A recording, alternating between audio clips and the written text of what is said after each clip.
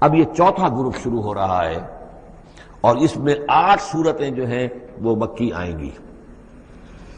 جن میں سے 4 الف لام میم سے شروع ہوں گی، سورہ عنکبوت اور سورہ روم، سورہ لقمان، سورہ سجدہ، اور 4 جو ہیں یہ مختلف، ایک تو بغیر کسی حروف مقطعات کی ہے، یہ سورۃ الفرقان، یہ پہلی ہے، اور پھر 3 جو ہیں ان کے اندر مختلف جو ہیں آئیں گے حروف مقطعات۔ یہاں سے وہ گروپ اب شروع ہو رہے ہیں کہ جن کا مرکزی مضمون توحید ہے،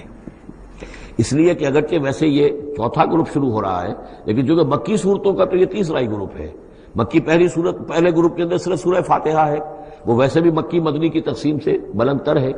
تو گویا کہ 2 جو پہلے گروپ آئے، جن میں سے پہلے میں صرف 2 مکی صورتیں تھیں، الانعام، الاعراف، دوسرے میں یہ 14 سورہ یونس سے لے کر مومنون تک، بلکہ ہاں مکی صورتیں۔ اب یہ تیسرا گروپ ہے سورۃ الفرقان سے لے کر اور سورہ سجدہ تک، یہ 8 صورتیں ہیں۔ اس کے بعد مدنی صورت آئے گی سورہ احزاب، اور سورہ احزاب مانوی اعتبار سے جوڑا ہے سورہ نور کا۔ بسم اللہ الرحمن الرحیم، تبارک الذی نزل الفرقان علی عبدہ لیکون للعالمین نذیرا۔ بڑی بابرکت ہے وہ ہستی جس نے کہ الفرقان نازل فرمایا اپنے بندے پر۔ یہ تیسری صورت ہے کہ جس کی مطلع میں پہلی آیت میں حضور کا جو تذکرہ ہے وہ عبد کی نسبت سے ہے۔ سورہ بنی اسرائیل، سبحان الذی اسری بعبدہ لیلا من المسجد الحرام الی المسجد الاقصی۔ سورہ کہف، الحمدللہ الذی انزل علی عبدہ الکتاب، اور یہاں پر اب یہ تیسری صورت ہے تبارک الذی نزل الفرقان علی عبدہ لیکون للعالمین نذیرا، تاکہ ہو جائیں تمام جہان والوں کے لیے خبردار۔ اس قرآن کے ذریعے سے محمد الرسول اللہ کی رسالت ہے جو تا قیامت جاری رہے گی۔ جس کو بھی قرآن پہنچ گیا، حضور کا انذار پہنچ گیا، وہ آیت یاد کر لیجئے سورہ انعام میں آئی تھی، قل اوحی الی ھذا القرآن لانذرکم بہ ومن بلغ، جس کو بھی قرآن پہنچ جائے۔ اب آگے پہنچانا امت کا کام ہے۔ الذی لہ ملک السماوات والارض، وہ کہ جس کے لیے ہے بادشاہی آسمانوں اور زمین کی، ولم یتخذ ولدا، یہ بہت مشابہ ہے سورہ بنی اسرائیل کی آخری آیت سے، اس نے کسی کو اپنی اولاد نہیں بنایا، ولم یکن لہ شریک فی الملک، اور نہ ہی اس کا کوئی ساجی ہے حکومت میں، حکومت کے اختیارات میں، حاکمیت میں، وخلق کل شیء، اور اسی نے ہر شے کو پیدا کیا، وہ خالق ہے تنہا، باقی سب مخلوق ہیں، فقدرہ تقدیرا، اور ہر شے کی پھر اس نے ایک اندازہ مقرر کر دیا ہے، ہر شے کے لیے ایک اندازہ ہے۔ واتخذوا من دونہ آلہۃ، اور انہوں نے اختیار کر لیے ہیں اس کے سوا ایسے آلہہ، ایسے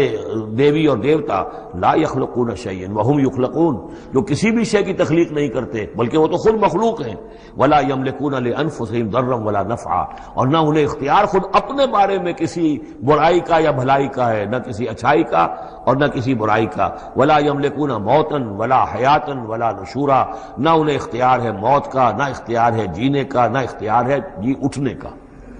وقال الذین کفروا ان ھذا الا افک افتراہ، اور کہا ان کافروں نے، یا یہ کافر کہتے ہیں کہ یہ کچھ نہیں ہے، یہ قرآن جو ہے یہ گھڑ لیا ہے اس کو اس محمد نے صلی اللہ علیہ وسلم، ان ھذا نہیں ہے یہ الا افک افتراہ ہو، بلکہ ایک افک ہے، گھڑی ہوئی شے ہے جس کو کہ گھڑ لیا ہے اس نے، وعانہ علیہ قوم آخرون، اور اس میں مدد کی ہے اس کی کچھ اور لوگوں نے۔ یعنی محمد کو یہ ساری معلومات تو نہیں ہو سکتی تھی، لیکن یہ کہ کچھ اور لوگ ہیں، کوئی نہ کوئی اس نے بنا رکھا ہے، کوئی پینل ہے کہ جو ان کو یہ ساری مدد دے رہا ہے اس تصنیف کے اندر، اس کتاب کی۔ قومن آخرون فقط جاؤ ظلما و زورا، تو انہوں نے بڑی ہی ظلم پر اور بڑے جھوٹ کے اوپر کمر کس لی ہے، انہوں نے اتنی ایسی بڑی باتیں جو کہی ہیں، یہ گویا کہ بہت بڑا جھوٹ ہے اور بہت بڑا افتراء ہے۔ وقالوا اساطیر الاولین، وہ کہتے ہیں کیا ہے یہ پرانے قصے ہیں، پرانی باتیں ہیں، اکتتبھا، یہ انہوں نے لکھوا لیے ہیں کسی اور سے۔ اکتتبھا، کتب یکتب لکھنا، اکتتاب باب افتعال ہوگا، کسی سے کچھ لکھوا لینا، اکتتبھا، انہوں نے لکھوا لی ہیں چیزیں، فہی تملا علیہ بکرۃ واصیلا، اور یہ ان کو پھر ڈکٹیٹ کرائی جاتی ہیں، املا کرائی جاتی ہیں صبح شام۔ صبح شام کوئی آتا ہے، کوئی شخص ان کو بتاتا ہے، وہ پھر یہ یاد کر لیتے ہیں، اور صبح شام جو کچھ بھی آتا ہے اس کو پھر آ کے ہمیں سناتے ہیں، دھونس جماتے ہیں کہ وہی آئی ہے۔ قل انزلہ الذی یعلم السر فی السماوات والارض، کہہ دیجئے اسے نازل کیا ہے اس ہستی نے جو جانتا ہے ہر چھپی ہوئی شے کو آسمانوں کی اور زمین کی، انہ کان غفورا الرحیما، یقیناً وہ بخشنے والا اور رحیم ہے۔ وقالوا ما لهذا الرسول، اور وہ کہتے ہیں یہ کیسا رسول ہے، کیا ہوا اس رسول کو؟ کہتا ہے کہ میں رسول ہوں، یاکل الطعام، لیکن کھانا کھاتا ہے، ویمشی فی الاسواق، اور سب بازاروں میں چلتا پھرتا ہے۔ کہیں کوئی چیز آپ خریدتے بھی ہوں گے اپنے گھر کے معاملات کے اندر، یا اس سے پہلے تو آپ کاروبار بھی کیا کرتے تھے، یہ بازاروں میں ہماری طرح چلتا پھرتا ہے، کھانا اس کو کھانے کی حاجت ہوتی ہے، یہ کیسے رسول ہو گیا؟ لولا انزل الیہ ملک، کیوں نہیں کوئی بھیجا گیا ان کی طرف کوئی فرشتہ ہوتا، اڑتا ہوا پروں کے ساتھ وہ نیچے آتا ان کے پاس اور وہ کہتا یہ اللہ کے رسول ہیں۔ فیکون معہ ظہیرا نذیرا، اور وہ ان کے ساتھ ہوتا، آگے آگے چلتا ان کے، ہٹو بچو جیسے چلتے ہیں یہ اللہ کے رسول آ رہے ہیں، اور وہ خبردار کرتا ہے لوگوں کو ان کے ساتھ مل کر۔ اور یلقا الیہ کنز، یہ وہی باتیں جو سورہ بنی اسرائیل میں آ چکی ہیں، یا ان کو دے دیا گیا ہوتا، ان پر ڈال دیا گیا ہوتا، آسمان سے گر پڑتا ان پر ایک خزانہ، او تکون لک جنت یاکل منہا، یا پھر ان کے لیے ایک باغ بنا دیا جاتا ہے یہاں اس مکے کی سرزمین میں، وادی غیر ذی زرع میں، جس سے یہ بفراغت کھاتے اطمینان سے، ان میں سے میوے ان کو ملتے۔ وقال الظالمون ان تتبعون الا رجلا مسحورا، اور کہا ان ظالموں نے کہ تم لوگ نہیں پیروی کر رہے ہو، نہیں ان کی باتوں پر دھیان دے رہے ہو، ان لوگ کہ جو ہیں صرف ایک سحر زدہ شخص ہے، ان پر تو کوئی جادو ہو گیا ہے یا کوئی آسیب ان پر آ گیا ہے، تاکہ ان کو یہ نظر آتا ہے کہ کوئی آیا ہے فرشتہ، حقیقت میں کوئی نہیں ہوتا، یہ سحر زدہ شخص ہے۔ انظر کیف ضربوا لک الامثال، اے نبی دیکھیے یہ کیسی مثالیں آپ کے لیے بیان کر رہے ہیں، فضلوا، تو وہ بھٹک گئے ہیں، گمراہ ہو گئے ہیں، فلا یستطیعون سبیلا، اور اب ان کے لیے ممکن نہیں ہے کہ سیدھے راستے پر آئیں، اس لیے کہ اب یہ اس پر اڑ جائیں گے، ضد کریں گے۔ یہ میں آپ کو بتا چکا ہوں، یہ جو دو گروپ اب آ رہے ہیں جو ہم پڑھ رہے ہیں، جن میں سے یہ پہلا گروپ ہے جس کی پہلی صورت ہے، یہ درمیانی 4 سالوں کی صورتیں ہیں، 12 برس ہیں مکی دور کے۔ پہلے 4 سال کی صورتیں بالعموم وہ ہیں جو سورہ قاف سے آگے ہیں، 2 گروپ ہیں وہ آخر میں، منزل 1 ہے، سورہ قاف سے آگے منزل 1 ہے، گروپ 2 ہیں مکی مدنی صورتوں کے، وہ ہیں جو ابتدائی 4 سال کے ہیں۔ یہ 2 ہیں کہ جو درمیانی 4 سالوں کے، جو ہم پڑھ چکے ہیں 16 صورتیں، 2 انعام و اعراف اور 14 سورہ یونس سے لے کر مومنون تک، یہ ہے آخری 4 سالوں کی، تو یہ درمیانی 4 سال ہیں۔ تبارک الذی ان شاء جعل لک خیرا من ذلک، بڑی بابرکت ہے وہ ہستی ہے نبی، اگر وہ چاہے تو جو چیزیں یہ کہہ رہے ہیں اس سے کہیں زیادہ بہتر چیزیں آپ کے لیے ابھی فراہم کر دی جائیں۔ یہ تو بڑا زور لگا لگا کر کچھ چیزیں کہہ رہے ہیں، ہم ان سے کہیں زیادہ بہتر چیزیں آنے واحد میں آپ کے لیے پیدا کر سکتے ہیں۔ تبارک الذی ان شاء جعل لک خیرا من ذلک جنات تجری من تحتها الانہار، ایسے باغات، ایک باغ نہیں، باغات کے سلسلے پیدا کر دیں جن کے نیچے نہریں بہتی ہوں گی، ویجعل لک قصورا، اور آپ کے لیے ایک نہیں کئی قصر، کئی محل ہم تعبیر فرما دیں۔ لیکن یہ کہ بل کذبوا بالساعہ، اصل میں یہ انکاری ہے آخرت کے، یہ انکاری ہے قیامت کے، یہ انکاری ہے بعث بعد الموت کے۔ وَأَعْتَدْنَا لِمَنْ كَذَّبَ بِالسَّاعَةِ سَعِيرًا، اور جنہوں نے قیامت کا انکار کیا ہے، بعث بعد الموت کا انکار کیا، ان کے لیے ہم نے ایک جہنم کا، آگ کا عذاب تیار کر رکھا ہے۔ اذا رأتهم من مکان بعید، جب وہ جہنم دیکھے گی ان کو کہ یہ میرے شکار آ رہے ہیں، اب یہ آ رہے ہیں کہ جن کو میرے اندر جھونکا جائے گا، دور سے وہ دیکھے گی کہ آ رہے ہیں، سمعوا لها تغیظا وزفیرا، تو وہ سنیں گے اس کی آواز کہ جیسے بھوکا شیر ڈاڑ رہا ہو، جھجلائے گی اور چلائے گی کہ جلد از جلد انہیں میرے اندر جھونک دیا جائے۔ وَإِذَا أُلْقُوا مِنْهَا مَكَانًا ضَيِّقًا، اور جب وہ پھینک دیے جائیں گے اس میں ایک بڑے تنگ مکان میں، تنگ جگہ میں، مقرنین، اور وہ زنجیروں میں جکڑے ہوئے ہوں گے، دعوا هُنَالِكَ ثُبُورًا، اس وقت پھر وہ موت کی دعا کریں گے، ہائے موت آ جائے کسی طرح، ہم نسیہ منسیہ کر دیے جائیں، ہمارا یہ زندگی کا سلسلہ جو ہے شعور ختم ہو جائے۔ لَا تَدْعُوا الْيَوْمَ ثُبُورًا وَاحِدًا، تب کہا جائے گا اب آج ایک موت نہ مانگو، وَادْعُوا ثُبُورًا كَثِيرًا، بہت سی موتیں مانگو، اب موت آئے گی نہیں، مانگتے رہو موت، لیکن یہ ہے کہ اب تمہاری یہ زندگی جو ہے تاکہ تمہیں یہ جلن مسلسل رہے، یہ عذاب جو ہے اس کی تخفیف میں، اس کے اندر کوئی شدت میں تخفیف نہ ہو، لہذا موت آ کے تمہیں چھٹکارا نہیں دلائے گی۔ قُلْ أَذَٰلِكَ خَيْرٌ أَمْ جَنَّةُ الْخُلْدِ الَّتِي وُعِدَ الْمُتَّقُونَ، کہیے کہ کیا یہ انجام بہتر ہے یا وہ باغ، وہ جنت، رہنے کی جنت جو جس کا وعدہ کیا گیا ہے متقی بندوں سے، کانت لہم جزاء و مسیرا، اور وہ ان کے لیے ہوگی بدلہ اور ان کے لوٹ جانے کی جگہ۔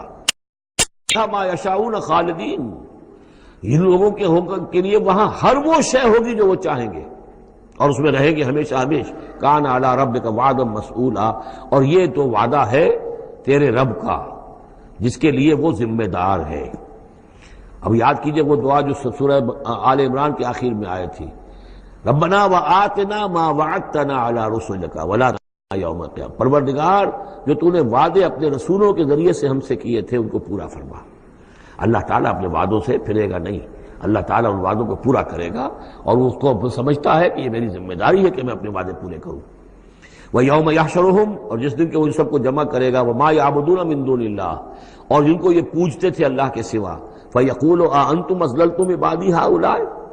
وہ جمع کر لیں گے ان فرشتوں کو بھی جن کو نام کے اوپر بت بنا لیے گئے، یا اولیاء اللہ کی ارواح آ جائیں گی، یا انبیاء ہوں گے، حضرت عیسیٰ ہوں گے، یا اور بھی جس کو بھی جس کے ساتھ یہ گستاخی اور ظلم کیا گیا ہو، اللہ ان سب کو جمع کرے گا اور پوچھے گا أَأَنْتُمْ أَضْلَلْتُمْ عِبَادِي هَؤُلَاءِ،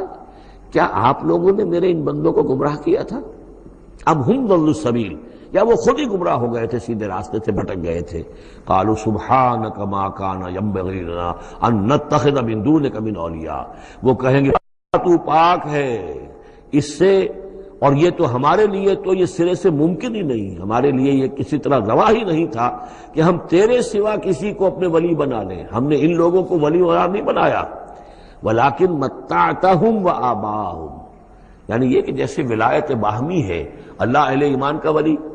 اور مومن اللہ کے ولی، اللہ ولی الذین آمنوا یخرجہم من الظلمات الی النور، اور اللہ الا ان اولیاء اللہ لا خوف علیہم ولا هم یحزنون، تو یہی رشتہ ہونا چاہیے تھا ان معبودوں کے ساتھ اگر وہ برحق ہوتے،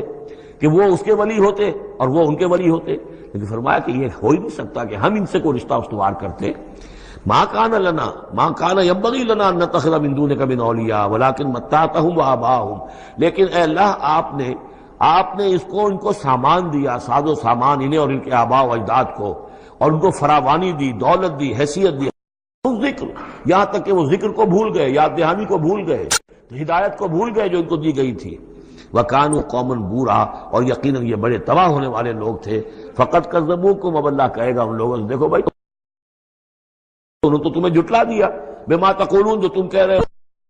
کر دی، فلا تستطيعون صرفا ولا نصرا، تو اب نہ تم لوٹا سکتے ہو اس بات کو اور نہ ہی کوئی مدد ہو سکتی ہے۔ ومن یظلم منکم نذقه عذابا کبیرا، اور جو کوئی بھی تم میں سے گنہگار ہے اب تو اسے بہت بڑا عذاب مل کر رہے گا۔ وما ارسلنا قبلک من المرسلین الا انہم لا یاکلون الطعام، اور اے نبی آپ کو یہ اعتراض کر رہے ہیں کہ یہ کیسے نبی ہے کھانا کھاتے ہیں، ہم نے نہیں بھیجا آپ سے پہلے مرسلین کو، رسولوں کو، الا انہم لا یاکلون الطعام، مگر یہ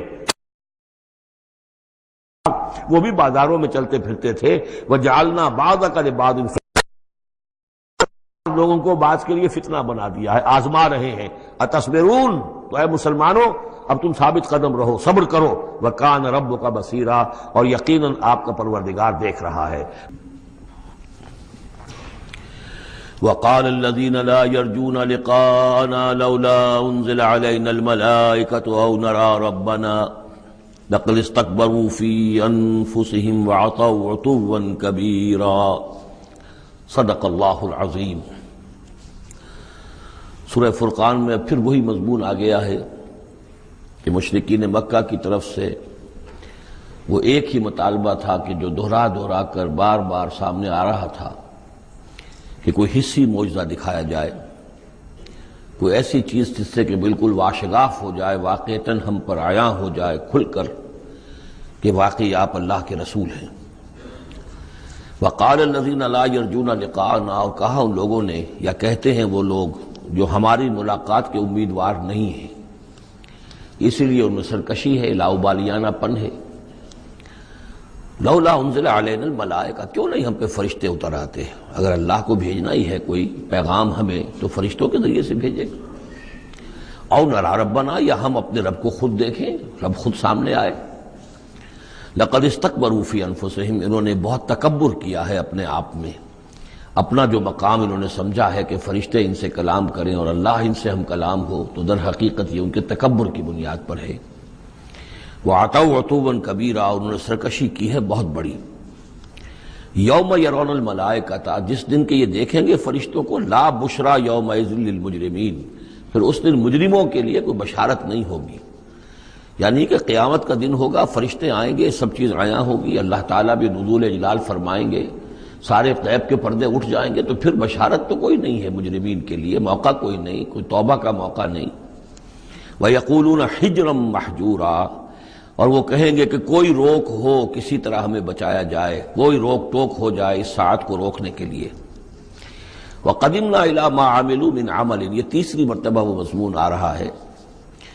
کہ بغیر حقیقی ایمان کے اگر نیکیاں دنیا میں کی جاتی ہیں اپنے ضمیر کو کچھ مطمئن کرنے کے لیے، اپنے دلوں کو دلاسا دینے کے لیے، تو ان کی کوئی حیثیت اللہ کے ہاں نہیں ہے۔ یہ سورہ ابراہیم میں بھی آ چکا ہے، اور پھر سورہ نور کے اندر ہم پڑھ چکے ہیں کہ سراب کی حیثیت رکھتی ہیں یہ نیکیاں ان کی، جیسے کہ پیاسا جو ہے وہ سمجھتا ہے کہ پانی ہے، يَحْسَبُهُ الظَّمْآنُ مَاءً حَتَّىٰ إِذَا جَاءَهُ لَمْ يَجِدْهُ شَيْئًا وَوَجَدَ اللَّهَ عِندَهُ وَوَفَّاهُ حِسَابًا بس اللہ سریع الحساب۔ اور یہاں تیسری مرتبہ آ رہا ہے وَقَدِمْنَا إِلَىٰ مَا عَمِلُوا، ہم آگے بڑھیں گے ان کے اعمال کی طرف، ڈھیر لگے ہوں گے ان کی نیکیاں ہیں، ان کی یہ خیرات ہے، یہ فاؤنڈیشن بنائی تھی، یہ یتیم خانہ کھولا تھا، یہ ہسپتال تھا، یہ تھا وہ تھا، یہ جو حاجی تھے ان کی خدمات تھیں۔ قدمنا الی ما عملوا، اور نقشہ ایسا کھینچا گیا ہے جیسے کہ کوئی آئے اور آگے آگے ٹھوکر مارے، جیسے کہ فٹ بال کو کک ماری جاتی ہے۔ وقدمنا الی ما عملوا من عمل، ان کے وہ بڑے بڑے عمل جس پر انہیں بڑا غرہ ہوگا، بہت سہارا ہوگا کہ ہم بہت کچھ لے کر جا رہے ہیں، ہم اس کی طرف آگے بڑھیں گے۔ فجعلناہ ھباء منثورا، تو ہم اسے کر دیں گے اڑتا ہوا غبار، یعنی وہ جو نظر آ رہا تھا کافی کہ یہاں پہ بڑی نیکیوں کا انبار ہے، معلوم ہوگا غبار تھا اور کچھ نہیں۔ اسی کا وہاں نقشہ کھینچا گیا سورہ ابراہیم میں کہ جیسے ریت ہو، راکھ ہو، اور اس کے اوپر تیز آندھی آئے اور وہ ہوا ختم ہو جائے، کوئی اس کا وجود نہ رہے۔ یہ ہے حقیقت ان نیکیوں کی کہ جو حقیقی ایمان کے بغیر ہوتی ہیں۔ نیکی صرف وہی ہے کہ جو اصل ایمان باللہ اور ایمان بالآخرت کے ساتھ ہو، اللہ کی رضا جوئی اور آخرت کی جزا کے سوا کوئی شے مطلوب نہ رہے، کسی درجے میں بھی کوئی اس کے ساتھ اور اپنا مطلوب اور کوئی مقصود شامل ہو گیا، شہرت شامل ہو گئی، یا کوئی اور کوئی لوگوں کے اندر ہر دل عزیزی حاصل کر کے مجھے کوئی الیکشن لڑنا ہے، پھر ان کا مجھے لیڈر اپنے آپ کو بنانا ہے، یا کوئی اور ان کے ووٹ لینے ہیں، کوئی شے بھی شامل اگر ہو گئی تو پھر یہ کہ اللہ کی میزان میں ان کا کوئی وزن نہیں، وہ غبار ہے جو اڑ جائے گا۔ وَقَدِمْنَا إِلَىٰ مَا عَمِلُوا مِنْ عَمَلٍ فَجَعَلْنَاهُ هَبَاءً مَنثُورًا۔ اصحاب الجنت یومئذ خیر مستقرا واحسن مقیلا، جنت والے لوگ جو ہے وہ اس لوگ ہوں گے بہت اچھے ٹھکانوں میں، اور ان کا جو ہوگا دوپہر کے آرام کی جگہ بہت ہی عمدہ ہوگی، قیلولے کی جگہ۔ وَيَوْمَ تَشَقَّقُ السَّمَاءُ بِالْغَمَامِ، اور یہ ہے وہ قیامت کا نقشہ جس دن کے آسمان پھٹے گا اور کچھ بادلوں کی طرح کی کیفیت ہو جائے گی۔ وَنُزِّلَ الْمَلَائِكَةُ تَنزِيلًا، اور پھر فرشتوں کو اتارا جائے گا، فوج در فوج فرشتے نازل ہوں گے۔ الملک یومئذ الحق للرحمن، اس دن تو پھر بادشاہی اور اختیار گویا کہ بالکل علم نشرہ ہو جائے گا کہ صرف رحمان کے لیے ہے۔ آج تو کچھ پردے پڑے ہوئے ہیں، اس وقت بھی اختیار اسی کا ہے، لیکن کچھ پردے پڑے ہوئے ہیں، کچھ نظر آتا ہے کہ اس کے ہاتھ میں بھی اختیار ہے، اس کے پاس بھی طاقت ہے، لیکن اس روز معلوم ہوگا کہ الملک یومئذ الحق للرحمن وکان یوما علی الکافرین عسیرا، اور وہ دن کافروں پر بہت بھاری ہوگا۔ وَيَوْمَ يَعُضُّ الظَّالِمُ عَلَىٰ يَدَيْهِ، اور وہ دن ہوگا کہ ظالم جو ہے، جو گناہ گار ہیں، مشرک ہیں، کافر ہیں، اللہ کے جو باغی تھے، وہ اپنے ہاتھوں کو کاٹیں گے اپنی جھنجھلاہٹ میں۔ یقول یا لیتنی اتخذت مع الرسول سبیلا، اور کہیں گے کاش کہ میں نے رسول کے ساتھ راستہ اختیار کیا ہوتا، رسول کے راستے پر چل رہا ہوتا، میں ان کا اتباع کرتا، ان کے ساتھیوں میں شامل ہو جاتا۔ یہی ہے وہ عض یعض، ہاتھوں کو کاٹنا، کہ جس کے لیے وہ میں نے حدیث جو آپ کو سنائی تھی کل کہ ملکن عاضن، پہلا دور دور نبوت تھا، پھر دوسرا دور دور خلافت علی منہاج النبوہ، اور تیسرا دور حضور کی اس حدیث کی روح سے ہے ملکن عاضن، کاٹ کھانے والی ملوکیت، ایسی ملوکیت جو ظالم ہوگی۔ یا ویلتا، وہ سوچ کہے گا کافر کہ ہائے میری شامت، لیتنی لم اتخذ فلانا خلیلا، کاش کہ میں نے اس دن فلاں شخص کو اپنا دوست نہ بنایا ہوتا، میں نے دنیا میں فلاں شخص کو اپنا دوست نہ بنایا ہوتا، یعنی اس نے مجھے پھر ورغلایا، میرا تو دل کچھ کھلنے لگا تھا، مجھ پر حقیقت منکشف ہونے لگی تھی، میں تو کچھ مائل ہونے لگا تھا رسول کی طرف، لیکن فلاں میرے دوست نے مجھے پھر ورغلایا اور مجھے اس راستے سے واپس لے گیا۔ یا ویلتا لیتنی لم اتخذ فلانا خلیلا لقد اضلنی عن الذکر بعد اذ جاءنی، اس نے مجھے گمراہ کیا، بھٹکا دیا ذکر سے جبکہ وہ میرے پاس پہنچ گیا تھا۔ یعنی ذکر کا پہنچ جانا ایک تو یہ ہے کہ اللہ کے رسول نے مجھے سنا دیا، دوسری کہ میرے دل کے اندر بھی وہ اترنے لگا تھا، وہ مجھ تک پہنچ گیا تھا، میرے دل کے تاروں کو چھیڑنے لگا تھا، جیسے کہ کہا گیا ہے وَقُلْ لَهُمْ فِي أَنفُسِهِمْ قَوْلًا بَلِيغًا، اے نبی ایسی بات کہیے ان سے کہ جو ان کے اتر جائے، جو پہنچ جائے، ان کی روح کی گہرائیوں تک اس کی رسائی ہو جائے، وہ بات کہیے۔ تو یہ بات مجھ تک پہنچنے لگی تھی لیکن اس نے مجھے گمراہ کر دیا۔ وَكَانَ الشَّيْطَانُ لِلْإِنسَانِ خَذُولًا، اور یقیناً شیطان جو ہے وہ انسان کو پھر دغا دینے والا ہے۔ وَقَالَ الرَّسُولُ يَا رَبِّ إِنَّ قَوْمِي اتَّخَذُوا هَٰذَا الْقُرْآنَ مَهْجُورًا، اور رسول نے کہا، فریاد کی، اے اللہ، اے میرے پروردگار، میری قوم نے اس قرآن کو ترک کر دیا ہے، اس کی طرف توجہ نہیں کر رہی ہے، اس کو سننے کے لیے تیار نہیں ہے۔ میں سنا رہا ہوں، ہر امکانی شکل میں نے اختیار کی ہے کہ سناؤں، لیکن یہ میری قوم جو ہے اس کی طرف متوجہ نہیں ہو رہی۔ یہ ہے وہ لفظ مہجوری جسے علامہ اقبال لے کر آئے ہیں، خار از مہجوری قرآن شدی، کہ اے امت مسلمہ تو جو ذلیل و خوار ہوئی ہے تو قرآن کو ترک کرنے کے باعث ہوئی ہے۔ جیسے کہ حضور نے فریاد کی یا قیامت کے دن حضور فریاد کریں گے، یہ دونوں معنی اس کے ہو سکتے ہیں، لیکن اس وقت جو پیش نظر ہے، جو اس کی تعویل خاص ہے، وہ یہی ہے کہ حضور نے اس وقت فریاد کی کہ یہ میری قوم، یہ قریش، یہ میرے رشتہ دار بھائی بند سننے کو تیار نہیں ہے۔ یا رب ان قوم اتخذوا هذا القرآن مہجورا، ان کا جو قرآن مجید کو ترک کرنا تھا وہ تو تھا ڈھٹائی کے ساتھ کہ یہ اللہ کا کلام ہے ہی نہیں، یہ تو محمد نے اپنا گھڑ لیا ہے۔ لیکن یہ ہے کہ کوئی شخص اس کلام پر ایمان کا دعویٰ کرے لیکن اس کی روش یہ ظاہر کر رہی ہو کہ وہ حقیقتاً ایمان نہیں رکھتا، وہ بھی اسی کے ذیل میں آ جائے گا۔ وہ کہتا تو ہوگا میں سمجھتا ہوں یہ اللہ کا کلام ہے لیکن پڑھتا ہی نہیں، کہتا ہے کہ میں مانتا ہوں یہ اللہ کا کلام ہے، اس کو سمجھتا ہی نہیں، کہتا ہے یہ اللہ کا کلام ہے، اس پر عمل نہیں کرتا، تو وہ کہنا نہ کہنا برابر ہو گیا، یہ تو تکذیب حالی ہو گئی۔ چنانچہ اس آیت کے ذیل میں جو حاشیہ لکھا ہے مولانا شبیر احمد عثمانی رحمۃ اللہ علیہ نے، وہ میں آپ کو سنا دینا چاہتا ہوں۔ آیت میں اگرچہ مذکور صرف کافروں کا ہے، تاہم قرآن کی تصدیق نہ کرنا، اس میں تدبر نہ کرنا، اس پر عمل نہ کرنا، اس کی تلاوت نہ کرنا، اس کی تصحیح قرات کی طرف توجہ نہ کرنا، اس سے اعراض کر کے دوسری لغویات یا حقیر چیزوں کی طرف متوجہ ہونا، یہ سب صورتیں درجہ بدرجہ ہجران قرآن کے تحت میں داخل ہو سکتی ہیں۔ اگر ہمارا طرز عمل یہ ہے کہ نہ قرآن کو ہم پڑھتے ہیں، نہ سمجھنے کی کوشش کرتے ہیں، انگریزی زبان ہم نے اتنی سیکھ لی کہ انگریزوں کو پڑھا دیں، لیکن عربی اتنی بھی نہیں سیکھ سکتے کہ قرآن مجید کا مفہوم براہ راست ہمارے دلوں پر نازل ہو جائے، تو پھر یہ کہ ہمارا کہنا یہ کہ ہم قرآن کو اللہ کا کلام مانتے ہیں، یہ جھوٹ موٹ کا دعویٰ ہے۔ ہمارا عمل اس کی تصدیق نہیں کر رہا، ہمارا عمل جو ہے ہمارے اس ایمان کی گواہی نہیں دے رہا۔ اس موضوع پر الحمدللہ میرا وہ جامع کتابچہ ہے مسلمانوں پر قرآن مجید کے حقوق، اس کا انگریزی ترجمہ بھی ہے، فارسی ترجمہ بھی ہے، عربی ترجمہ بھی ہے، ملیشیا کی زبان میں بھی ہوا ہے، یہ مختلف جگہوں پر اس کا تراجم ہوئے ہیں، الحمدللہ کہ بہت مقبول کتابچہ ہے۔ وَكَذَلِكَ جَعَلْنَا لِكُلِّ نَبِيٍّ عَدُوًّا مِّنَ الْمُجْرِمِينَ، یہ مضمون پہلے بھی آ چکا ہے، سورہ نام میں بھی آ چکا ہے۔ ہم تو خود ہر نبی کے دشمن کھڑے کر دیتے ہیں تاکہ بھٹی ذرا گرم ہو، تصادم ہو، کشاکش ہو، تبھی تو اہل ایمان کے ایمان کو کی تو جانچیں گے نا، کون کتنے پانی میں ہے، کیا پتہ چلے گا۔ اگر سب آرام سے سمجھیے کہ ٹھنڈی سڑک پر چل کر جنت پہنچ جانا ہو تو سب چلے جائیں گے، کون نہیں جائے گا؟ وہ تو پتہ چلتا ہے، جیسے کہ آیا حفت الجنت بالمکارہ،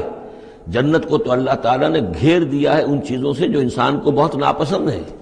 تکلیفیں آتی ہیں، مصیبتیں آتی ہیں، وَلَنَبْلُوَنَّكُمْ بِشَيْءٍ مِّنَ الْخَوْفِ وَالْجُوعِ وَنَقْصٍ مِّنَ الْأَمْوَالِ وَالْأَنفُسِ وَالثَّمَرَاتِ، تو جنت والے تو سے ممیز ہوتے ہیں کہ واقعتاً یہ جنت کی قیمت ادا کرنے کو تیار ہیں۔ ان اللہ اشترى من المؤمنین انفسهم واموالهم بان لهم الجنہ، جنہ خریدنا چاہتے ہو تو تمہیں اپنے جان اور مال سب دینا ہوگا۔ کذالک جعلنا لكل نبی عدوا من المجرمین، اسی طرح ہم نے ہر نبی کے لیے مجرموں میں سے دشمن کھڑے کر دیے۔ وکفى بربک ہادیا ونصیرا، اور کافی ہے تیرا رب ہدایت دینے کے لیے، جو بھی ہدایت کا طالب ہوگا اللہ ہدایت دے گا اور اس کی مدد بھی کرے گا۔ وقال الذين كفروا لولا نزل عليه القرآن جملة واحدة، یہ ایک اور اعتراض تھا ان کی طرف سے، وہ لوگوں نے کہا یہ کہ کیوں نہیں اتر گیا ان پر قرآن پورا کا پورا ایک ہی مرتبہ۔ یعنی اس میں اصل میں جو امپلائڈ ہے ان کا اعتراض وہ یہ تھا کہ جیسے تورات تھی وہ تو حضرت موسیٰ کو ایک دم ساری دے دی گئی لکھی ہوئی تختیوں کے اوپر، یہ جو حضور کہہ رہے ہیں صلی اللہ علیہ وسلم کہ مجھ پر یہ تھوڑا تھوڑا قرآن نازل ہو رہا ہے، تو اس میں مشابہت پیدا ہو گئی ظاہری طور پر کہ جیسے کوئی شاعر ہوتا ہے تو سارا دیوان ایک دن میں تو نہیں وہ لا سکتا، وہ تو تھوڑا تھوڑا ایک غزل کہے گا، قصیدہ کہے گا، پھر کچھ کوشش کرے گا، پھر کوئی اچھی کوئی اور نظم لائے گا، پھر وہ جمع ہو کر دیوان بنے گا۔ تو اس اعتبار سے ان کا یہ اعتراض تھا کہ کیوں نہیں قرآن پورا کا پورا ان پر نازل ہو جاتا۔ کذالک لنثبت بہ فؤادک، یہ ہم نے اس لیے کیا ہے محمد صلی اللہ علیہ وسلم کہ اس کے ذریعے سے آپ کا جی، آپ کا دل اس پر ٹھک جائے۔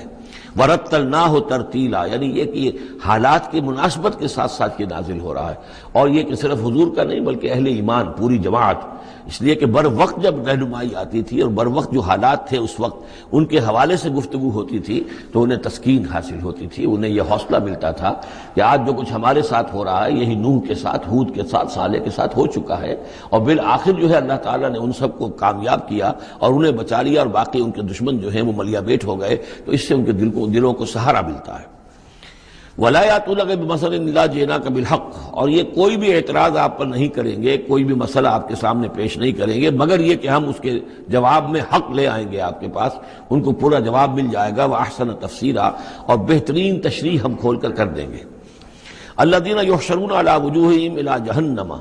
وہ لوگ کہ جو اپنے منہ کے بل، اوندھے منہ جمع کیے جائیں گے جہنم کی طرف، اولئک شر مکانا واضل سبیلا، یہ لوگ ہوں گے کہ جو بہت ہی برے ہوں گے اپنے مقام اور مرتبے کے اعتبار سے، اور بہت ہی بھٹکے ہوئے ہوں گے سوا سبیل سے، سیدھے راستے سے۔ وَلَقَدْ آتَيْنَا مُوسَى الْكِتَابَ وَجَعَلْنَا مَعَهُ أَخَاهُ هَارُونَ وَزِيرًا، اور ہم نے موسیٰ کی کتاب دی تھی اور اس کے ساتھ ہم نے اس کے بھائی ہارون کو اس کا وزیر بنا دیا تھا،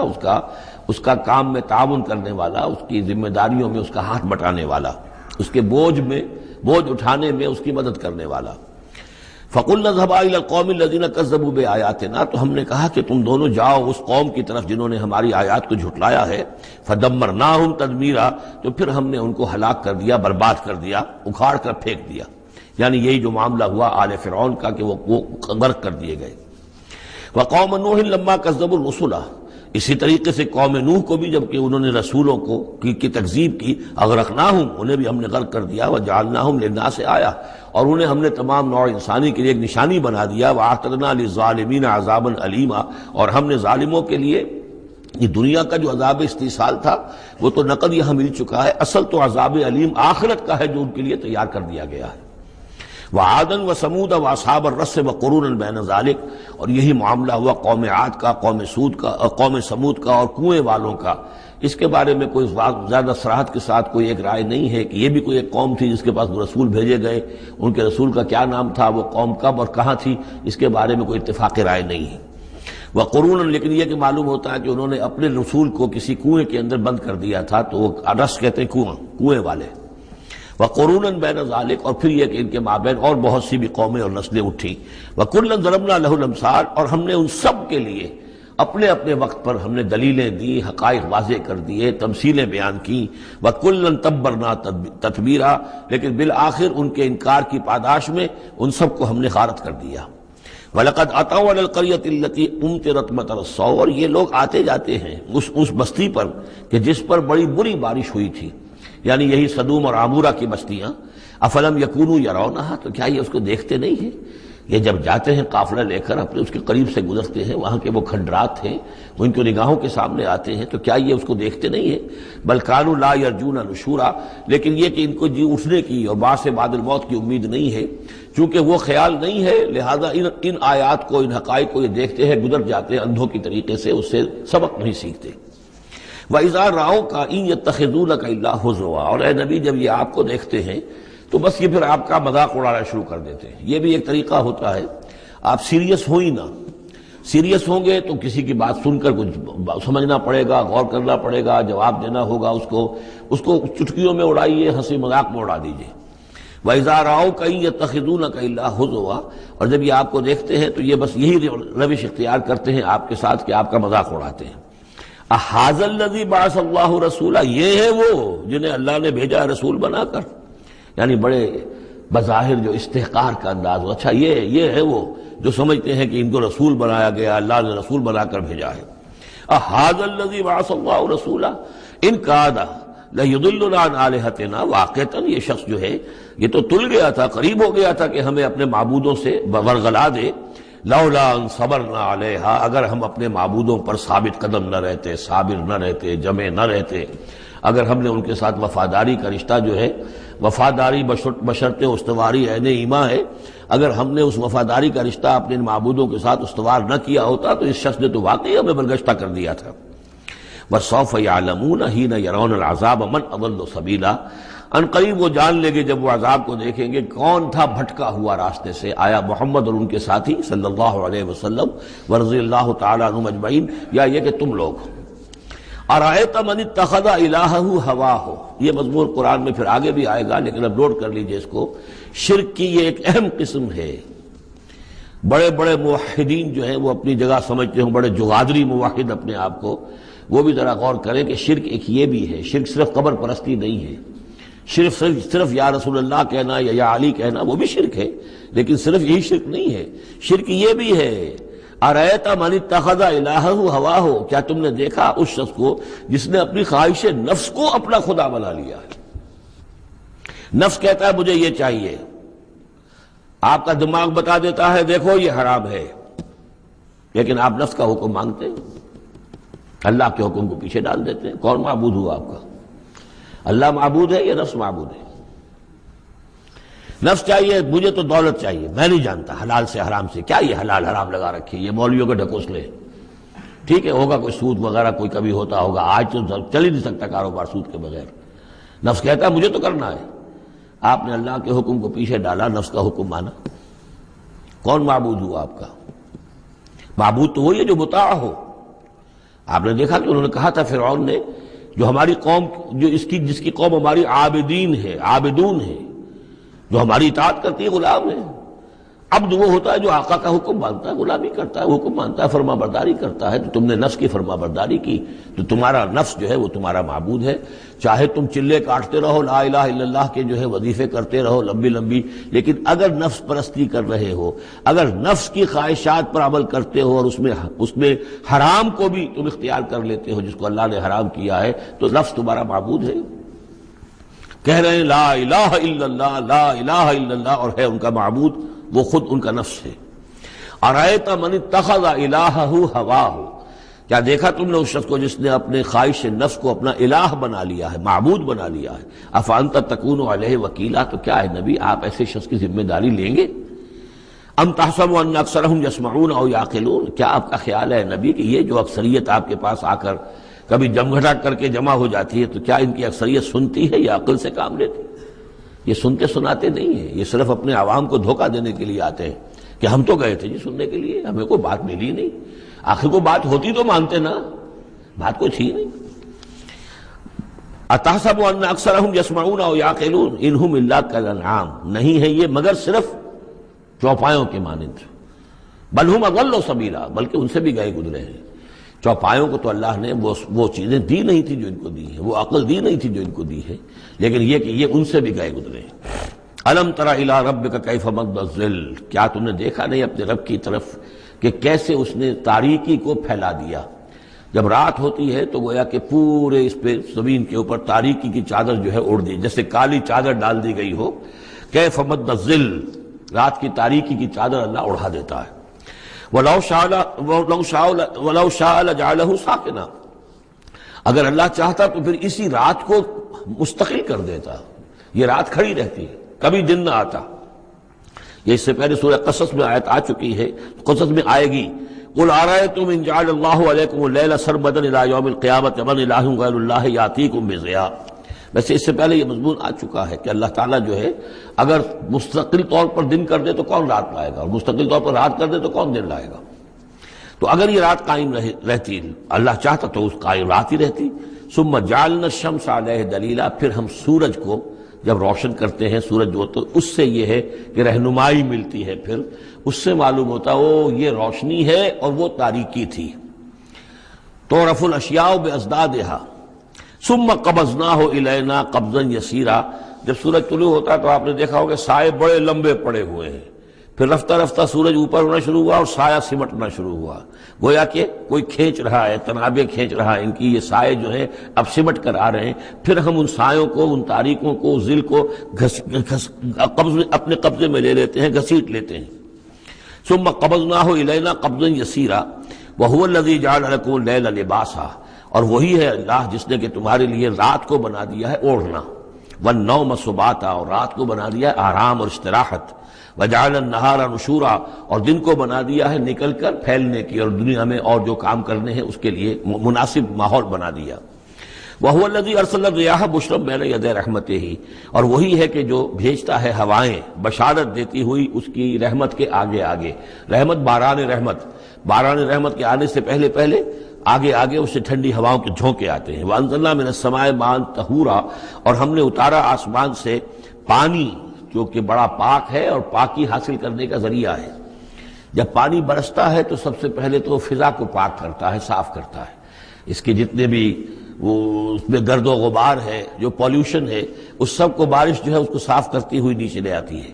اور پھر اس کو لے جا کر سمندر کے اندر ڈال کر، اور پھر ڈسٹیلیشن وہاں سے شروع ہوتا ہے، اور وہ سارا گند وغیرہ جو ہے وہ سمندروں کے اندر رہ جاتا ہے، اور پھر بالکل صاف بخارات جو ہیں، بالکل صاف پانی جو ہے وہ اوپر جاتا ہے۔ تو یہ سائیکل ہے جو چل رہا ہے، اور یہ پانی ہی پھر اللہ تعالیٰ نے دنیا میں طہارت کے لیے ذریعہ بنا دیا ہے، صفائی کے لیے، پاکی کے لیے، ماءً طہورا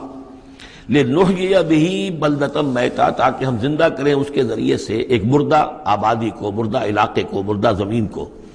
وَنُسْقِيَهُ مِمَّا خَلَقْنَا أَنْعَامًا وَأَنَاسِيَّ كَثِيرًا، اور پھر ہم وہ پانی پلاتے ہیں اپنی مخلوقات میں سے جو بہت سے چوپائے ہیں اور بہت سے انسان ہیں۔ تو یہ پانی کا جو سائیکل چل رہا ہے، اس سے ایک طرف صفائی ہوتی ہے، فضا کی صفائی، زمین کی صفائی، اشخاص اور افراد بھی پھر اپنی صفائی نہانے دھونے کے لیے استعمال کرتے ہیں۔ اس کو ہمارے ہاں کہا جاتا ہے یونیورسل کیریئر۔ پانی کہیں کنزیوم نہیں ہوتا باڈی کے اندر، یہ جسم کے اندر یہ وہاں بھی ایک سرکولیشن کا ذریعہ بنا ہوا ہے، خون کو سرکولیٹ کرنے کا، اور اسی کے ذریعے سے جو بھی وہ چیزیں ہیں کہ جو میٹابولزم کے جو نتائج ہیں کہ جن کو نکالنا جسم سے ہوتا ہے، وہ کہیں گردے کے ذریعے سے، کہیں وہ پھیپھڑوں کے ذریعے سے وہ چیزیں نکلتی ہیں۔ تو در حقیقت یہ پانی کا کام صفائی ہے، ہمارے جسم کے اندر بھی یہ صفائی کا کام کرتا ہے۔ وَلَقَدْ صَرَّفْنَا بَيْنَهُمْ لِيَذَّكَّرُوا، اور اس کو ہم نے گردش میں رکھا ہوا ہے لوگوں کے مابین۔ یہ پانی گردش، یہ جو میں نے عرض کیا تھا اس سے پہلے بھی، واٹر سائیکل جو ہے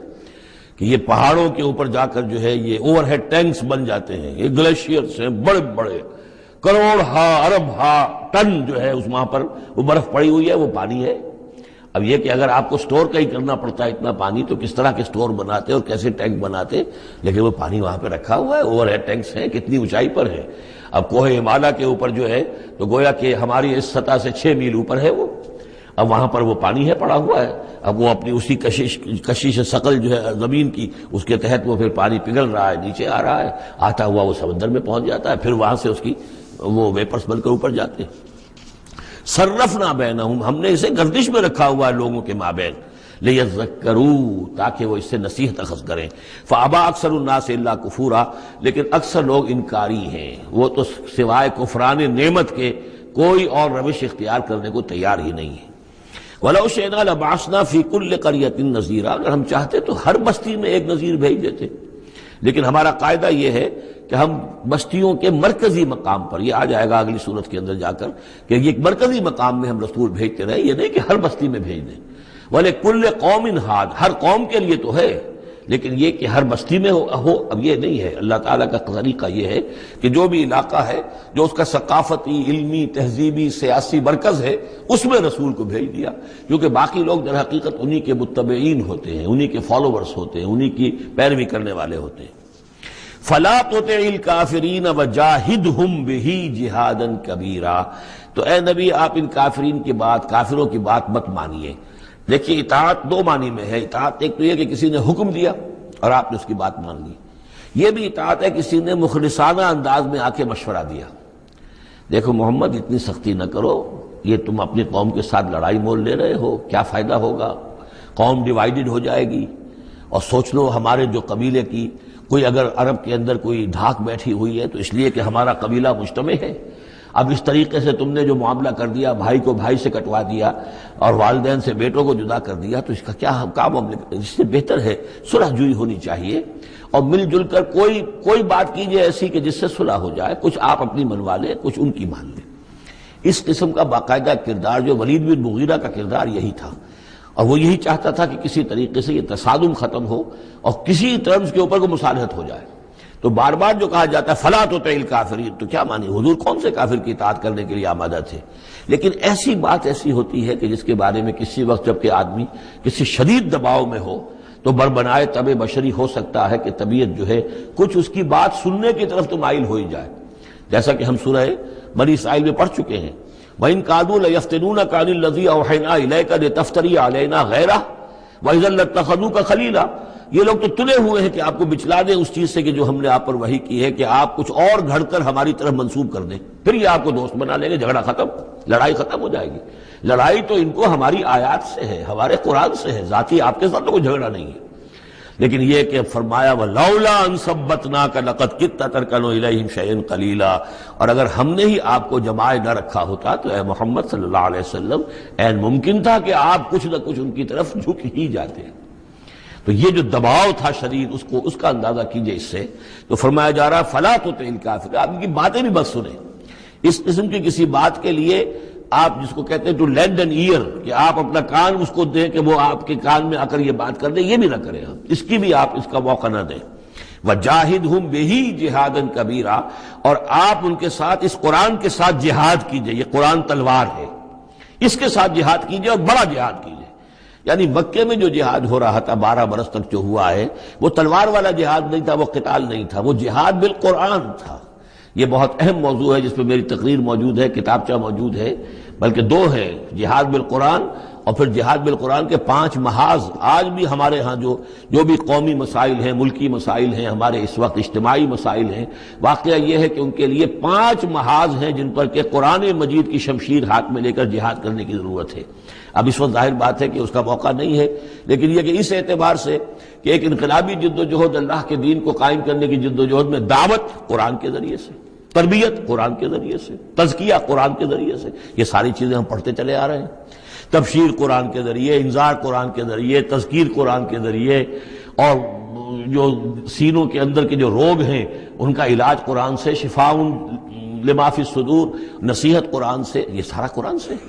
تو اس حوالے سے جاہدہم بہ جہادا کبیرا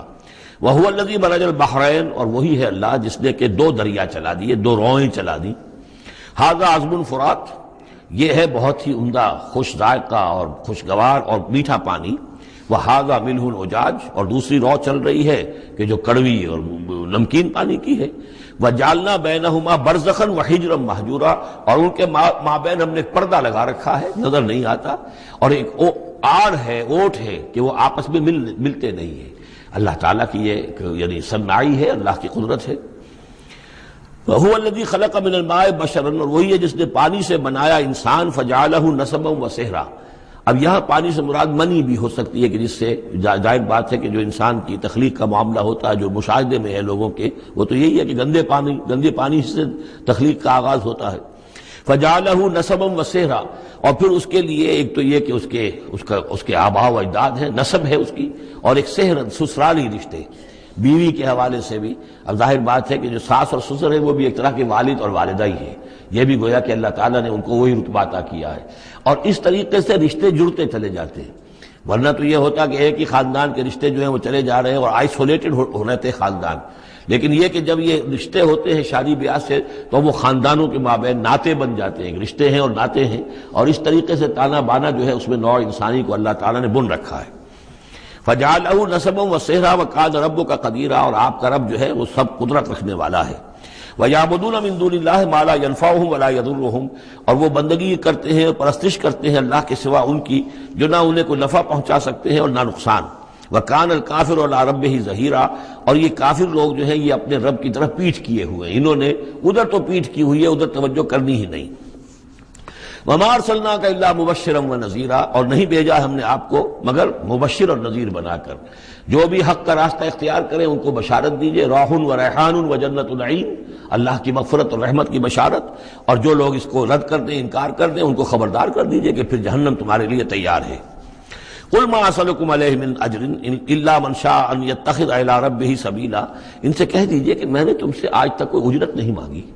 میں نے کبھی تم سے، میں جو تمہیں یا قرآن سناتا ہوں، یہ جو شاعر لوگ آتے ہیں قصیدے پڑھتے ہیں تو کچھ انعام چاہتے ہیں، یہ سامر جو آتے ہیں جو کہانیاں سناتے ہیں راتوں کو، سامرن بھی تہجرون جو ہے تو اس کا معاملہ کیا، وہ بھی تم سے نہ، میں نے کبھی تم سے کوئی مانگا ہے؟ میں خلوص و اخلاص کے ساتھ تمہاری خیر خواہی میں یہ کام کر رہا ہوں. قل ما اسألکم علیہ من اجر الا من شاء ان یتخذ الی ربہ سبیلا، سوائے اس کے کہ میں یہ چاہتا ہوں کہ جو بھی تم میں سے چاہے، جسے بھی توفیق ہو جائے، وہ اپنے رب کی طرف راستہ اختیار کر لے، رب کے راستے پر آ جائے. گویا کہ میرا تو اگر کوئی اجر بھی ہے تو یہی ہے، مجھے اگر کوئی شے تمہاری طرف سے مطلوب ہے تو بس یہی مطلوب ہے کہ تم سیدھے راستے پر آ جاؤ، مجھے اور کچھ اپنی ذاتی کوئی منفعت، میری کوئی ذاتی غرض نہیں. وتوکل علی الحی الذی لا یموت، اور اے نبی آپ توکل کیے رکھیے اسی ہستی پر کہ جو الحی ہے، الحی القیوم، جو کہ زندہ ہے اور زندہ جاوید ہے، الذی لا یموت، جسے کبھی مرنا نہیں ہے، جس پر کبھی موت وارد نہیں ہوگی. وسبح بحمدہ، اور اس کی حمد کے ساتھ آپ تسبیح کیجئے. وکفی بہ بذنوب عبادہ خبیرا، اور اپنے بندوں کے گناہوں سے وہ کافی ہے باخبر ہونے کے اعتبار سے. یعنی آپ یہ نہ سمجھیے کہ یہ جو کچھ کر رہے ہیں یہ کہیں ایسا نہ ہو کہ ان کے معاملات جو ہیں کہ ریکارڈ نہ ہو رہے ہوں، انہیں بھرپور سزا نہ ملے. ان کا ایک ایک کرتوت ہمارے پاس ریکارڈ ہو رہے ہیں، اور ان کے تمام چیزیں جو ہیں ان کا ان کو بھرپور جواب دینا پڑے گا اور بھرپور بدلہ انہیں ملے گا.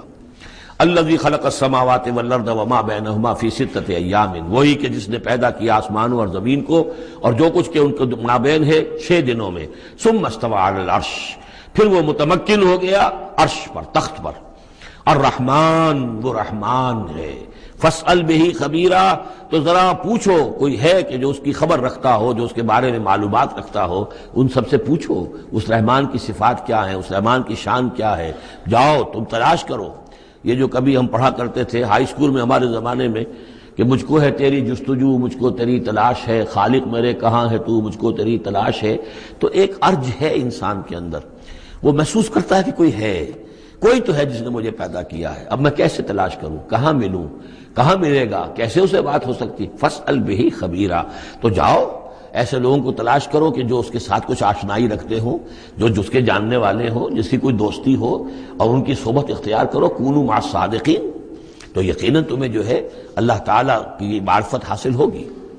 وَإِذَا قِيلَ لَهُمُ اسْجُدُوا لِلرَّحْمَٰنِ، اور جب ان سے کہا جاتا ہے کہ سجدہ کرو رحمان کو، قالوا وما الرحمن، کیونکہ یہ رحمان کے لفظ سے بدکتے تھے، یہ صرف اللہ کا لفظ استعمال کرنا چاہتے تھے. رحمان جو ہے، یہ جو مشرکین مکہ تھے یہ کہتے تھے یہ نام تم کہاں سے لے آئے ہو، یہ ہمارے لیے قابل قبول نہیں ہے. قالوا وما الرحمن، ان کا یہ رحمان کون ہے. انسجد لما تأمرنا،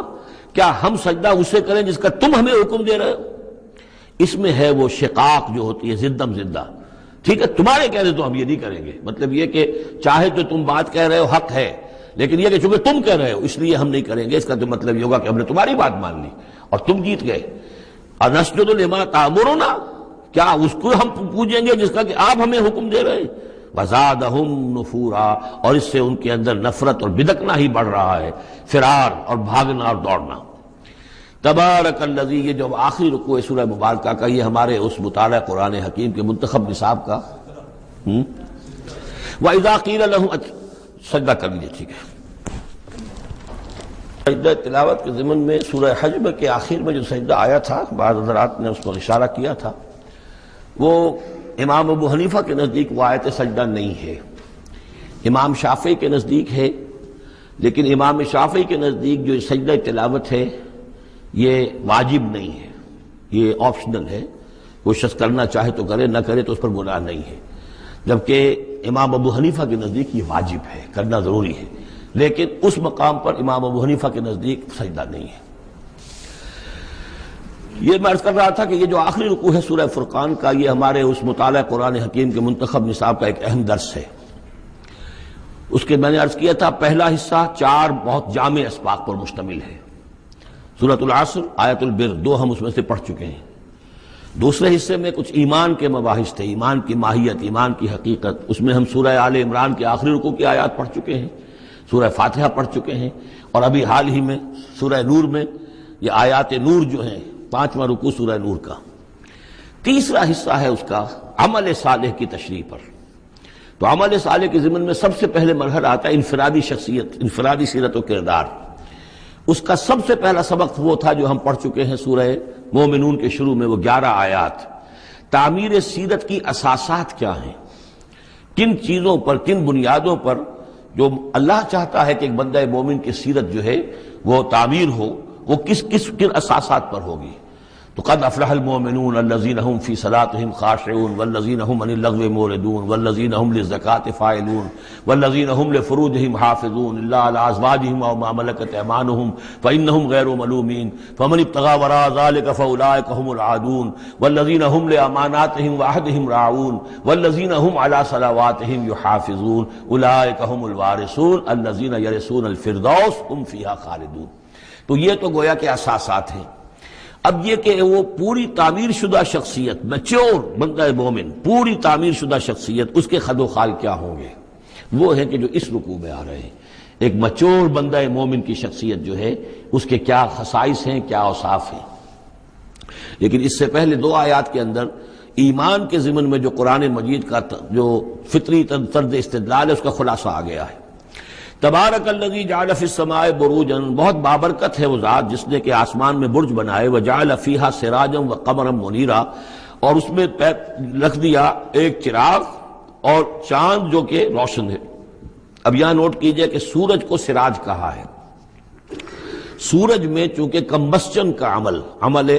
تحریک، جل رہا ہے، اس کے اندر حرارت ہے، لہذا اس کو چراغ کہا ہے، اور قمر کو نور کہا ہے صرف، کیونکہ یہ ریفلیکشن ہے۔ قمر کے اندر کوئی جو ہے پروسیس کمبسشن کا نہیں ہے، کوئی اس کے اندر حرارت نہیں ہے، بلکہ وہ تو ٹھنڈی جگہ ہے، ایسے ہی جیسے کہ ہماری زمین کی سطح ہے، ویسے ہی اب تو جا کر لوگ دیکھ بھی آئے ہیں اپنے قدموں تلے، یوں بھی سمجھیے کہ اس زمین کو روند بھی آئے ہیں، چاند کی زمین کو۔ تو یہ اس کا نور ہے، لیکن وہ نور ریفلیکٹڈ ہے، اور سراج جو ہے وہ ہے اصل میں سورج۔ وَهُوَ الَّذِي جَعَلَ اللَّيْلَ وَالنَّهَارَ خِلْفَةً، اور وہی ہے جس نے کہ دن اور رات کو بنا دیا ہے ایک دوسرے کے پیچھے لگا ہوا، لِمَنْ أَرَادَ أَنْ يَذَّكَّرَ، ان لوگوں کے لیے جو چاہیں نصیحت اخذ کرنا۔ اسی سے یہی آیات الہیہ ہیں کہ جن سے انسان کو اللہ کی معرفت حاصل ہوتی ہے، اس کی قدرت،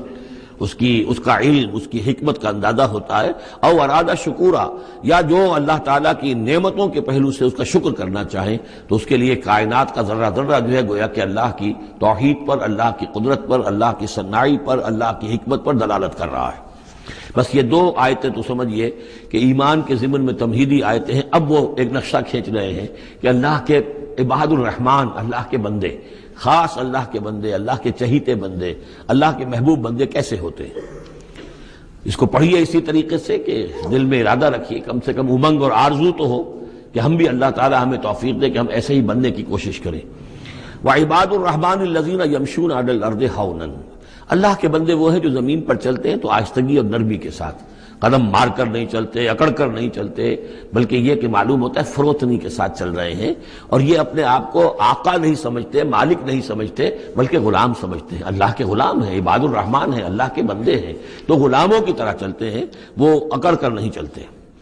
وَإِذَا خَاطَبَهُمُ الْجَاهِلُونَ قَالُوا سَلَامًا، ایک ان کا وصف یہ ہے کہ جب جاہل لوگ، اجڑ لوگ، مشتعل مزاج لوگ خامخواہ ان سے الجھنا چاہیں، بحث و مباحثے میں انہیں جو ہے وہ خامخواہ الجھانا چاہیں، تو وہ کہتے ہیں سلام۔ وہ الجھتے نہیں ہیں، بحث و تمہیز کے اندر نہیں۔ جب وہ دیکھتے ہیں کہ ایک شخص بحث پر اتر آیا ہے، وہ اب بات سمجھنا نہیں چاہتا، اس کے اوپر ضد جو ہے وہ مسلط ہو چکی ہے، تو اب خامخواہ اس کے ساتھ وہ الجھے رہنا، جس کو ہم کہتے ہیں ہمارے ہاں وہ پنجاب میں یہ سینگ پھنسا کر آدمی جو ہے وہ اپنا وقت ضائع کرے، اس کا بھی وقت ضائع کرے، کوئی فائدہ نہیں۔ میچور آدمی یہ کہ دیکھے اگر تو واقعی یہ بات سمجھنا چاہ رہا ہے تو سمجھائے، نہیں سمجھنا چاہتا، اس کی اصل میں نیت ہی نہیں ہے، تو پھر خامخواہ اس کے ساتھ الجھنے کا فائدہ نہیں۔ والذین یبیتون لربہم سجدا وقیاما، اور وہ لوگ کہ جو راتیں بسر کرتے ہیں اپنے رب کے لیے سجدے اور قیام میں۔ یہاں وہ بات بہت واضح ہو گئی، جہاں تک 5 فرض نمازیں ہیں وہ تو فرض ہیں، وہ تو تعمیر سیرت کی بنیادیں ہیں، ان کی تو مداومت کرنی ہے۔ والذین یحافظون والذین هم علی صلواتہم یحافظون، لیکن یہ لوگ جو ہیں جن کے دل آشنا ہو گئے ہوں اللہ سے، اگر یہ اللہ کے ساتھ دوستی ہو چکی ہو، تو پھر یہ کہ رات کا وقت ہوتا ہے کہ جس میں وہ پھر بندہ اٹھتا ہے، کوئی دیکھ نہیں رہا ہے، لوگ سوئے ہوئے ہیں، کوئی ڈسٹربنس نہیں ہے۔ خیر ہماری تو آج کل شہری زندگی میں راتوں میں بھی ڈسٹربنس رہتی ہے، لیکن یہ کہ عام طور پر بہرحال دن کے مقابلے میں تو ایک سکون کی کیفیت ہوتی ہے۔ اس وقت اپنے رب سے راز و نیاز کی باتیں، کبھی اس کے سامنے کھڑے ہیں، کبھی سر بسجود ہیں۔ والذین یبیتون لربہم سجدا وقیاما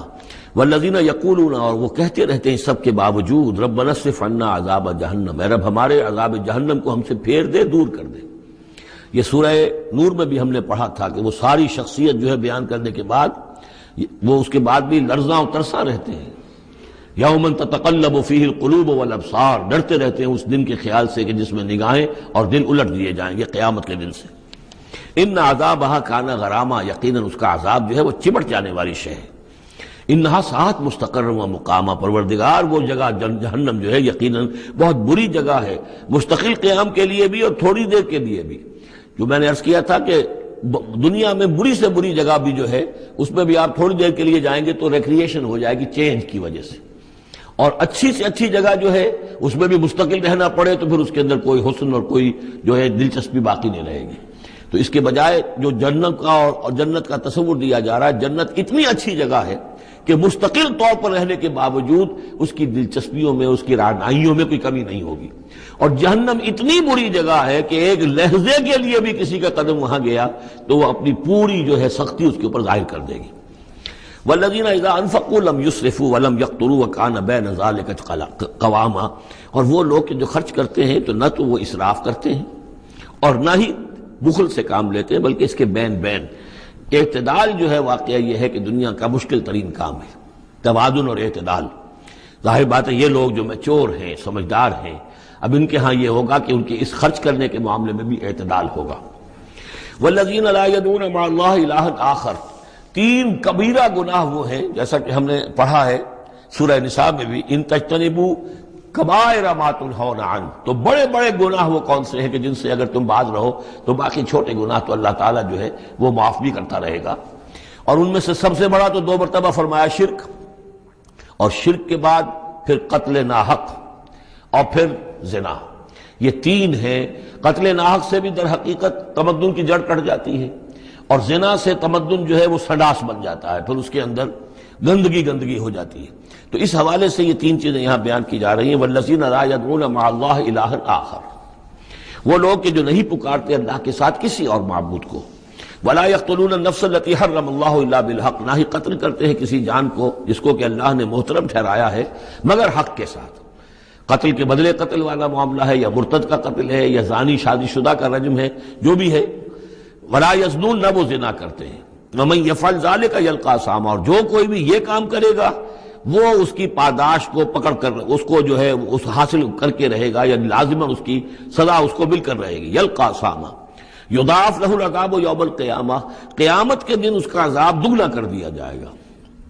یہ آیت اس اعتبار سے بہت اہم ہے کہ منکرین حدیث نے بہت شور مچایا ہوا ہے کہ قرآن مجید میں کہیں عذاب قبر کا کوئی تذکرہ نہیں ہے،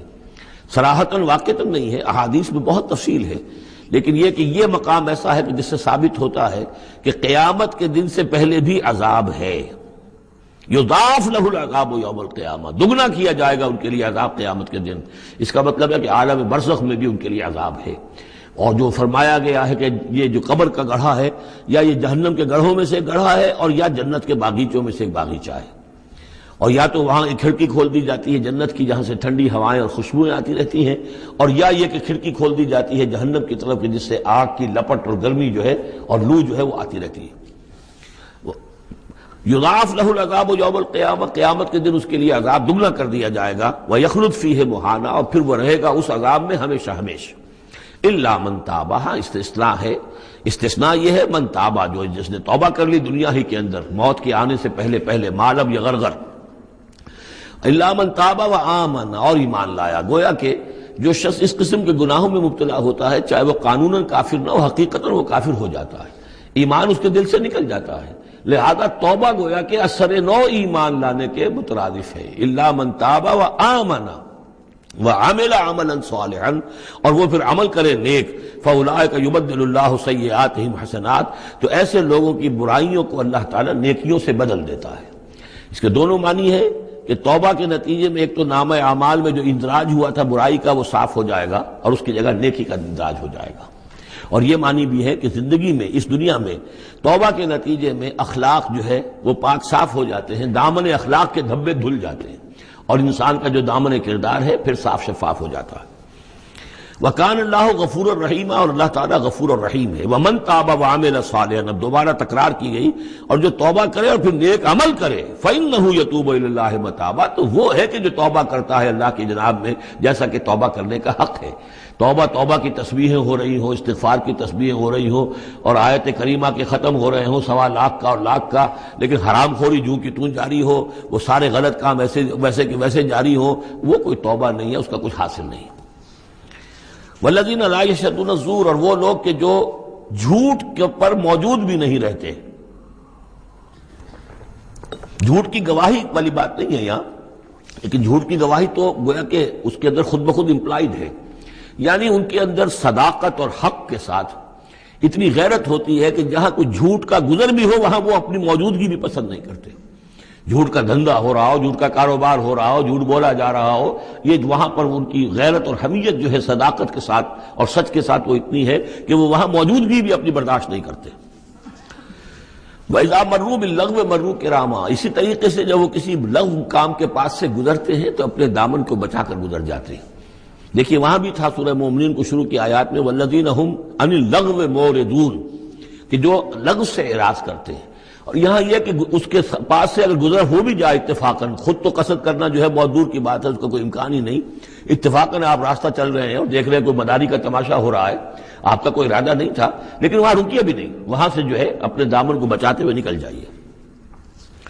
والذین اذا ذکروا بآیات ربہم، اور وہ لوگ کہ جن کو جب ان کے رب کے آیات کے ذریعے سے نصیحت کی جاتی ہے، سمجھایا جاتا ہے، لم یخروا علیہا صما وعمیانا، تو نہیں گر پڑتے اس پر بہرے اور اندھے ہو کر. اس کے بھی دونوں معنی ہیں. ایک تو یہ کہ مخالفت پر اندھے بہرے ہو کر کمر کس لینا، جیسے کہ قریش کر رہے تھے، تو گویا کہ تعریض ہے، ان پر ایک طنزیہ انداز ہے یہ کہ یہ لوگ جس طریقے سے کر رہے ہیں وہ معاملہ اللہ کے بندوں کا نہیں ہوتا. لیکن یہ دوسری طرح یہ بات بھی ہے کہ آیات قرآنیہ کو بھی اندھے بہرے ہو کر تو نہیں پڑھنا ہے اور سننا ہے، بلکہ غور کرنا ہے. افلا یتدبرون القرآن ام علی قلوب اقفالها، تو کیا یہ قرآن کی آیت پر تدبر نہیں کرتے؟ وَتَدَبَّرُوا فِيهِ لَعَلَّكُمْ تُفْلِحُونَ، تدبر کرو تاکہ تم سمجھو. تو اس طریقے سے محض جو ہے وہ قرآن مجید کو بھی اندھے بہرے ہو کر جو ماننا جو ہے اس سے بھی بہرحال عباد الرحمن جن کی یہاں تعریف کی جا رہی ہے ان کے مقام سے وہ جو مقام ہے ان کے مرتبے سے فروتر ہے. والذین یقولون ربنا هب لنا من ازواجنا وذریاتنا قرۃ اعین، اور وہ لوگ جو کہتے ہیں کہ اے رب ہمیں اپنی بیویوں اور ہماری اولاد کی طرف سے آنکھوں کی ٹھنڈک عطا فرما. یعنی یہ کہ جس راستے پر ہم چل رہے ہیں ہماری اولاد ہمارے گھر والے بھی اسی راستے پر چلیں تاکہ ہماری آنکھیں ٹھنڈی ہوں. ایسا نہ ہو کہ میں تو اللہ کے دین کے راستے کی طرف چلنے کی کوشش کر رہا ہوں اور اولاد کسی اور طرف کو دور لگا رہی ہے، تو ایک کشاکش ہے. پھر یہ جو صورتحال جو ہے فرکشن گھر کے اندر پیدا ہوتی ہے،